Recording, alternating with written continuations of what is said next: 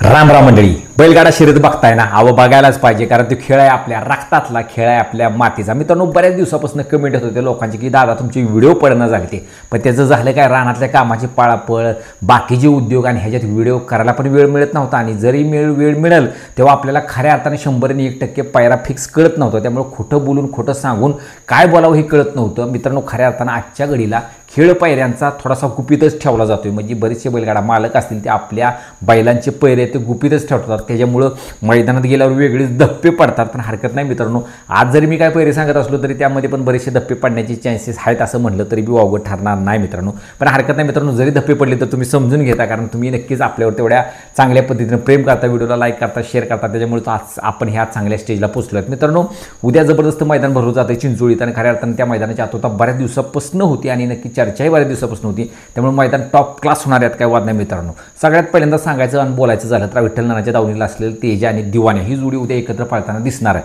असं जवळपास निश्चित झालेलं आहे. जर ही जोडी एकत्र पाळली तर नाथखोळा पाळणार, नाथखोळा. कारण तेजा आणि दिवाण्या ह्याच्या आधी सुद्धा जेव्हा एकत्र आले ते नाही, नाथखोळा म्हणजे अगदी धुळा पाडला केला आणि गुलाल घेतला असं म्हणत ठरणार नाही. अशी ही तेजा आणि दिवाणीची जोडी आपल्याला एकत्र पाळताना दिसणार. त्यानंतर आपल्याला सगळ्यांचा लाडका अभिजित भैया पवार आणि रणजित निंबाळकर सर यांच्या नावावर पळणार आपल्या सगळ्यांचा लाडका वेगाचा शेवट सर्जा आपल्याला उद्या पण एकदम टॉपच्या पायऱ्यासोबत उद्याच्या मैदानामध्ये दिसतोय. ते म्हणजे भुंगासोबत. म्हणजे नक्कीच विठ्ठल नानांचं नियोजन असणार, कारण भुंगा विठ्ठल नानांच्या नियोजनात पळतो. त्यामुळे भुंगा आणि सर्जा हा टॉप क्लास आणि टॉप पायरा उद्याच्या मैदानामध्ये दिसणार आहे.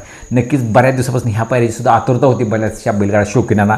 तो सुद्धा पायरा आपल्याला उद्याच्या मैदानामध्ये दिसतोय, म्हणजे नक्कीच मजा येणार आहे मित्रांनो. त्यानंतर मित्रांनो, जसं आपल्याला सर्जा आणि भुंगेची आतुरता असणार तेवढीच आतुरता आपल्याला घरणिकीच्या राजाची सुद्धा असते. घरणिकीचा राजा आणि त्याच्यासोबत रैना अशी चर्चा आहे. रैना 700 जो भारतच्या दावणीला असतो 7007 हा रैना आपल्याला उद्या घरणिकीच्या राजासोबत चटणी भाकरीच्या पैलवानसोबत दिसू शकतो अशी ही चर्चा आहे. त्यानंतर मित्रांनो, आपल्या सगळ्यांचा लाडका बकासूर, ज्याची चर्चा पायऱ्यांची सगळीकडं म्हणजे आतुरता लागलेली असते. धप्पा पडतोय नाही पडतोय, काय होतंय काय नाही होतंय, ह्याच्यामध्ये बरीचशी सकाळपासून चर्चा चाललेली.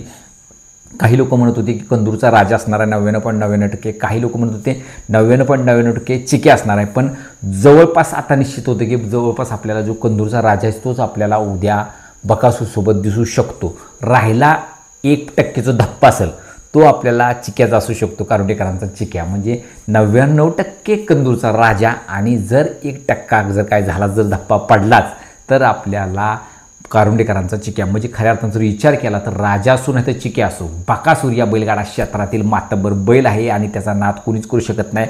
त्याला जोडीला बैल कोणता, जोडीला पायरा कोणता, मैदान कुठलं, फाटी कुठली, कधी काहीही फरक पडत नाही. त्याचा काय एकदा झेंडा पडला आणि त्यानं का वेग पकडला मग तो निकाल घेऊनच राहतो. असा बकासूर उद्या या दोन्हीपैकी कुठल्याही पायऱ्यात असला तरी त्याला फरक काय पडणार नाही, असं माझं वैयक्तिक मत. आणि टॉपचाच गुलाल घेणार उद्या असं माझं वैयक्तिक मत आहे. तुम्हाला काय वाटतं कमेंट करून नक्की सांगा. सर्जानी भुंगा, तेजा दिवाण्या, घरणिकीचा राजा रैना आणि आत्ता जे सांगितलं बकासूर सोबत कंदूरचा राजा, किंवा मग ऑप्शनल जर झाला तर कारुंडेकरांचा चिक्या, ही जर जोड पाळली तर गाडी कशी पळेल कमेंट नक्की करा. नक्कीच तुमच्या कमेंटची मात्र आतुरता लागलेली असते. तोपर्यंत राम राम.